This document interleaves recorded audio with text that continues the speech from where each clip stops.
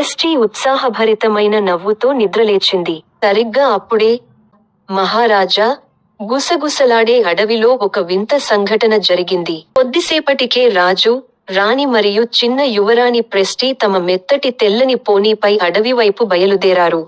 అకస్మాత్తుగా ఒక చెట్టు వెనుక నుండి ఒక చిన్న మెరిసే స్ప్రైట్ ప్రత్యక్షమైంది. ఇంద్రధనుస్సు స్ఫటికం ఎక్కడ ఉంది? అని ఆర్యరాజు అడిగాడు. స్ప్రైట్ అడవి అంచున ఉన్న ఒక గుహ వైపు చూపించింది. భయం లేకుండా, క్వీన్ రిహా ప్రెస్టీని వీపుపై మోసుకుంటూ ముందుకు నడిచింది. వారు గుహలోకి అడుగు పెట్టగానే, ఆ స్ఫటికం నిస్తేజంగా, బూడిద రంగులో, నిశ్శబ్దంగా ఉండటాన్ని చూశారు. ప్రెస్టీ ఆసక్తిగా ముందుకు వంగి తన చిన్ని చేతిని చాచింది. ఆమె వేళ్లు స్ఫటికాన్ని తాకిన క్షణంలో, గుహ అంతా ఇంద్రధనుస్సు కాంతి పుంజంతో నిండిపోయింది. ఆ దేవకన్య సంతోషంగా నాట్యం చేసింది. రాకుమారి మాయాశక్తిని తిరిగి తీసుకువచ్చింది.